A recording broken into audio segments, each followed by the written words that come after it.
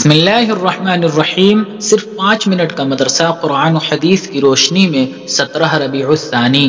Number 1، اسلامی تاریخ۔ رسول اللہ صلی اللہ علیہ وسلم کی طائف سے واپسی۔ رسول اللہ صلی اللہ علیہ وسلم نے طائف جا کر وہاں کے سرداروں اور عام لوگوں کو دین حق کی دعوت دی، مگر وہاں کے لوگوں نے اسلام قبول کرنے کے بجائے رسول اللہ صلی اللہ علیہ وسلم کی سخت مخالفت کی، گالیاں دی، پتھروں سے مارا اور شہر سے باہر نکال دیا۔ پتھروں کی چوٹ سے آپ صلی اللہ علیہ وسلم کے بدن مبارک سے خون جاری ہو گیا۔ شہر سے باہر آ کر ایک باغ میں رکے، وہاں حضور صلی اللہ علیہ وسلم نے اللہ تعالی سے دعا کی اور اپنی کمزوری، بے بسی اور لوگوں کی نگاہوں میں بے وقعتی کی فریاد کی اور اللہ تعالی سے نصرت و مدد کی درخواست کی اور فرمایا، الہی اگر تو مجھ سے ناراض نہیں ہے تو مجھے کسی کی پرواہ نہیں۔ اس موقع پر اللہ تعالیٰ نے پہاڑوں کے فرشتے کو آپ صلی اللہ علیہ وسلم کے پاس بھیجا اور اس نے آپ صلی اللہ علیہ وسلم سے اس کی اجازت چاہی کہ وہ ان دونوں پہاڑوں کو ملا دیں جن کے درمیان طائف کا شہر آباد ہے، تاکہ وہ لوگ کچل کر ہلاک ہو جائیں، مگر حضور صلی اللہ علیہ وسلم کی رحیم و کریم ذات نے جواب دیا، مجھے امید ہے کہ ان کی اولاد میں سے ایسے لوگ پیدا ہوں گے جو ایک خدا کی عبادت کریں گے اور اس کے ساتھ کسی کو شریک نہیں ٹھہرائیں گے۔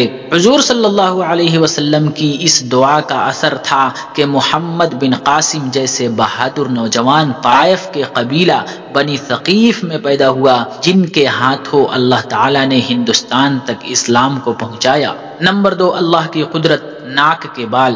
اللہ تعالیٰ نے ہر چھوٹی بڑی چیز کو حکمت و مصلحت کے ساتھ پیدا فرمایا ہے۔ انسان آکسیجن کے بغیر زندہ نہیں رہ سکتا، اس لیے اللہ تعالیٰ نے سانس کے ذریعہ تازی ہوا کو کھینچنے اور گندی ہوا کو باہر نکالنے کا نظام بنا دیا، مگر اللہ کی قدرت و حکمت کا کمال دیکھیے کہ اس نے فضا میں موجود گرد و غبار سے بچنے کے لیے ناک کے اندر بال اور چکنا مادہ پیدا کر دیا، جس کی وجہ سے جراثیمی مادے اندر تک نہیں جا پاتے۔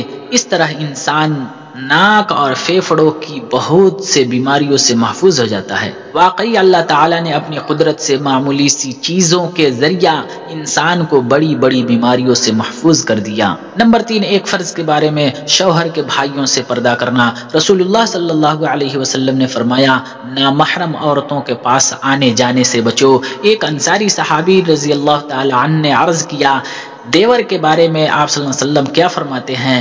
تو آپ صلی اللہ علیہ وسلم نے فرمایا، دیور تو موت ہے۔ فائدہ، شوہر کے بھائی وغیرہ سے پردہ کرنا انتہائی ضروری ہے اور اس سے اس طرح بچنا چاہیے جس طرح موت سے بچا جاتا ہے۔ نمبر 4، ایک سنت کے بارے میں، استنجے کے بعد وضو کرنا۔ حضرت عائشہ رضی اللہ تعالی عنہا فرماتی ہیں کہ رسول اللہ صلی اللہ علیہ وسلم جب بیت الخلاء سے نکلتے تو وضو فرماتے۔ نمبر 5، ایک اہم عمل کی فضیلت، اگلی صف میں نماز ادا کرنا۔ رسول اللہ صلی اللہ علیہ وسلم نے فرمایا، اللہ تعالیٰ اور اس کے فرشتے پہلی صف والوں پر رحمت بھیجتے ہیں اور مؤذن کے بلند آواز کے بقدر اس کی مغفرت کر دی جاتی ہے۔ خشکی اور تری کی ہر چیز اس کی آواز کی تصدیق کرتی ہے اور اس کے ساتھ نماز پڑھنے والوں کا ثواب اس کو بھی ملے گا۔